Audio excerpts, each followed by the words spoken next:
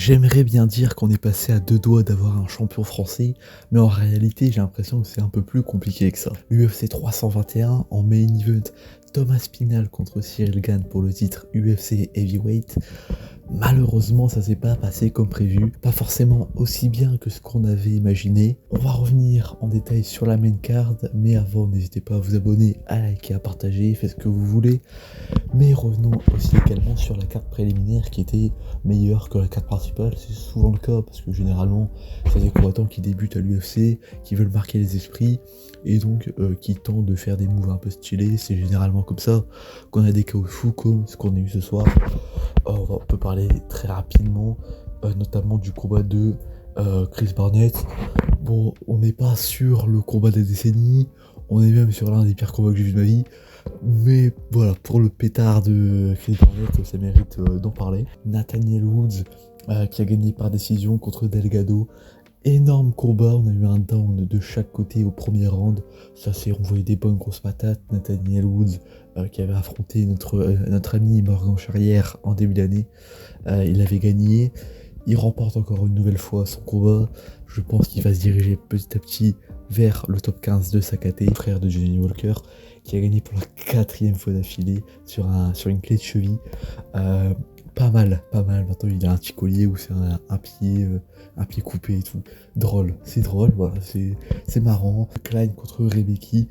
Énorme combat qui a été à la décision. On a eu beaucoup de décisions ce soir. Victoire d'Aliskerov par décision, un peu plus oubliable. Et on a ce gros KO pour finir la carte préliminaire. Un high kick premier round de Sal Kid. Je dois le dire hyper mal, je suis désolé. Mais on a eu un high kick de fou. Son adversaire n'a pas bougé pendant genre 1 minute. Ça nous rappelle Bryce Mitchell contre Josh Emmett. Gros KO sur un high kick. C'était ses débuts en short notice à l'UFC. Le mec, on va en entendre parler, à mon avis, il va certainement avoir un gros combat par la suite. Pas mal pour finir cette carte préliminaire. Commençons avec la carte principale avec Alexander Rakic contre Murzakanov. J'avais pronostiqué une victoire de Murzakanov par KO, TKO au 2e round. Malheureusement, c'est un peu le fight IQ de Rakic qui a pêché sur le combat. C'est vrai qu'il est très grand, qu'il a des grosses jambes. Au lieu de garder la distance, il s'est trop rapproché, il s'est pris un jab en plein menton. Ça a pas pardonné parce que Murzakanov, il a une puissance de frappe assez dingue. Il l'a mis KO sur le jab. Gros KO, bon c'est plus un petit KO, mais voilà, il a pris le jab et il est tombé, il a rien fait après. Mais en gros combat de Murzakanov. Rakic, pour revenir, ça va être très compliqué. Il est sur 3 ou 4 défaites d'affilée. Pas de victoire depuis 2022 je crois, donc là ça va être compliqué pour lui. Murzakanov, pour la suite, ça va être un autre gros combat, certainement contre Khalil Rountree. Après sa défaite contre Prochaskov, il lui faut un combat contre un mec un peu moins bien classé. On lui envoie Murzakanov, main event d'un Fight Night ou comme main event d'un UFC numéroté ou quoi. Moi je prends, franchement, main event d'un Fight Night, ça me dérange pas de me lever pour ça. Surtout si la suite de la carte est bien. Ensuite, deuxième combat, Alexander Volkov contre Gelton Almeida. On a eu un combat compliqué. J'allais dire un beau combat, mais on va pas se mentir. Gelton Almeida, il a enchaîné les takedowns. L'arbitre, parce qu'il faisait strictement rien au sol, lui a dit de se relever. Il se relever, il a refait un takedown, il a rien fait par la suite. Ça pendant 3 rounds. Je pensais quand même qu'il allait gagner, ils ont donné la victoire à Volkov. C'est presque un vol parce qu'en soi il a rien fait Volkov, il a fait que des emmener au sol, pas de coups debout. Il a juste mis quelques coups au sol et ça suffit parce que Almeida n'a rien tenté. Ça mérite pas, de toute façon on sait très bien que le gagnant va pas affronter Thomas Spinal parce que on sait très bien ce qui s'est passé en main event. Mais malheureusement, c'était un peu ennuyant pour un combat qui était censé élire le prochain numéro 1 pour le titre, prochain contenders pour le titre. Assez bête d'avoir un combat aussi ennuyeux et aussi peu plaisant à regarder. C'était son 50e combat à Volkov. Grosse perf, parce que franchement, une longévité assez dingue. Encore gagner des combats contre les top contenders de Sakaté. Franchement, belle perf. Après, je pense que ça suffira pas pour avoir le vainqueur de Spinal Gane 2. À voir quand le combat a lieu, mais à mon avis, il va devoir refaire un combat. Je sais pas contre qui, parce qu'il n'y a plus personne. Mais bon, Pierre, il attendra un peu, il attendra un an ou deux, enfin un an et demi. J'avais dit Jailton Almeida par décision. Bon bah écoutez, on a eu une victoire de Volkov, ça me dérange pas.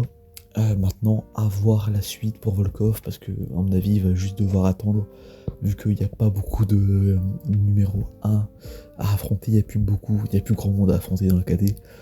Donc bon, bah on verra bien. Et moi j'ai envie de dire hâte de voir la suite pour les deux. Je sais pas ce que Jailton Almeida va faire, je sais pas ce que Volkov va faire. Tout dépend de quand est-ce que Aspinall gagne numéro 2 est rebooké. Ensuite, un autre combat qui pourrait lire le numéro 1, c'est Umar Nurmagomedov contre Mario Bautista. Umar a dominé Mario Bautista. Il a été cherché à la décision. Gros genou de Mario Bautista qui lui a envoyé un bon coup de genou. C'est un knockdown si je dis pas de bêtises.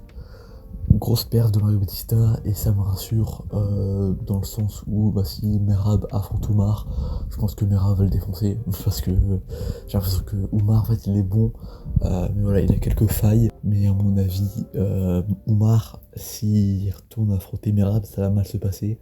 Mario Bautista a été capable de gérer les takedowns et tout, aussi Mario Bautista j'avoue j'étais pas fan, il m'a rendu un peu fan de lui dans le sens où bonne perf, même si c'est contre Umar tu perds, il perd, je pense, 3 rounds. Belle perf quand même, franchement, c'était comme solide, il était pas loin de prendre les 3 rounds à chaque fois. C'était pas mal, bien joué, mais voilà, Umar était plus fort. Umar c'est vraiment le numéro 2 de la KT, mais tant que Merab est là, je pense qu'il n'arrivera pas à le détrôner malheureusement. Ensuite le Common Event, Diroba contre Mackenzie Dern. On s'y attendait, voilà, j'avais dit Mackenzie Dern par décision, c'est ce qui s'est passé. Combat un peu chiant, on a eu beaucoup de sol, quelques bons coups. Elles ont quand même fini le combat un peu en sang et tout. Je m'attendais à pire, c'était pas le combat de l'année, mais voilà. On a eu un bon combat, mais je le recadrerai pas quoi. Je suis content de l'avoir vu une fois et pas de deux. Voilà, pas deux fois. Mackenzie Dern, je sais pas qui elle va affronter après parce qu'il y a personne dans la KT. Donc maintenant que Zhang est parti, je sais pas ce qu'elle va faire. C'était pas le combat de l'année, très oubliable. Et enfin le main event, on doit en parler un petit moment je pense. Thomas Pinal défend le titre heavyweight contre Cyril Gane. C'était bien parti pour Cyril Gane, je m'y attendais pas vraiment, je pensais que Thomas Pinal allait quand même le dominer. J'ai l'impression, et pour l'instant du coup Thomas Pinal n'a plus trop rien dire, mais je pense que la stratégie c'était d'attendre, de prouver qu'il avait le cardio pour faire 5 rounds, et donc de pas trop foncer, se préserver et continuer à accélérer petit à petit, laisser peut-être le premier round à Gane, peut-être le deuxième aussi, et à partir du troisième vraiment accélérer pour chercher un finish et en dominant Cyril Gane. Malheureusement du coup à partir du premier round, donc Thomas Pinal se prend un bon coup de coude, il se pète le nez. Donc là déjà je me suis dit Cyril Gane est bien parti, high kick je crois de Cyril Gane, Thomas Pinal bloque. Il essaye d'envoyer un coup et Cyril Gane met sa main devant le visage de Thomas Pinal. Ses doigts rentrent dans l'œil dans les deux yeux de Thomas Pinal. On lui laisse le temps et au bout de 5 minutes, comme il veut pas repartir, on annule le combat, on annule. Ça devient un no contest. Thomas Pinal reste le champion et comme Dana White l'a dit, on va repartir du coup pour une revanche dans je sais pas 6 mois. À voir l'état de Thomas Pinal, à voir son œil. Apparemment c'était quand même, il a quand même bien pris cher à l'œil. En plus il s'est pris un doigt dans l'œil gauche, un doigt dans l'œil droit. Pas cool. Malheureusement là c'est un réflexe, il a dit qu'il a pas fait exprès. Je veux bien le croire. Mais quand même, voilà, c'est un peu chiant sur les bords. Évidemment on aurait préféré que le combat continue, mais évidemment Thomas Pinal il va pas continuer avec un œil en moins, surtout quand affronte le numéro 1 de la KT. En soi on n'a rien vu, je pense que la stratégie de Tom c'était pas trop foncé, donc voilà, il a pas foncé.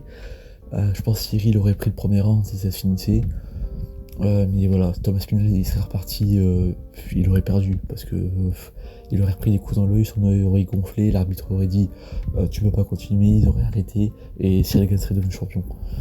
Donc impossible pour lui de continuer le combat. Hâte de voir la suite, malheureusement le combat prouve rien. Ça prouve pas le niveau de Cyril Gane, ça prouve aux Américains que Cyril Gane est quand même bon, parce que beaucoup l'ont enterré en disant qu'il va se prendre un KO au premier round et tout. Moi j'avais pronostiqué un petit KO au round 2, je pensais que Thomas Pinal allait un peu plus foncer au début et peut-être plus accéléré au deuxième round. Au final même pas, du moins on n'a rien vu, on n'a pas vu le deuxième round donc forcément. Mais un peu déçu, évidemment. Surtout que la carte en soi, elle était pas excellente. Et finir comme ça, c'est assez triste. Du coup, Cyril Gane aura une quatrième chance pour le titre. Certainement vers mars, je pense. Je pense qu'ils vont essayer de reprogrammer ça assez vite. Peut-être chez Thomas Pinal, ou peut-être en France, je sais pas. Mais je sais pas s'ils vont refaire ça aux États-Unis ou quoi. Dans tous les cas, hâte de voir la suite. Malheureusement, voilà, ça prouve rien. Évidemment, John Jones, il a fait. Bon, il a rien fait. Il a juste changé sa photo de profil. Mais sinon, il a rien dit grand chose. En même temps, tu peux rien dire. Hein. Genre, à part dire bien joué Cyril, t'as volé ma technique, je vois pas, y a rien à dire. Donc là-dessus, on verra bien. On verra bien la suite pour Cyril Gane et Thomas Pinal. Assez déçu, pas la faute de Cyril, pas la faute de Thomas Pinal de pas continuer. Juste assez triste qu'on n'ait pas la fin de ce combat. Mais enfin bref, c'est là-dessus du coup s'arrête l'UFC 321. N'hésitez pas donc à vous abonner, à liker, à partager, à peut-être dire votre ressenti sur le pay-per-view en commentaire. C'était Platy, bye tout le monde.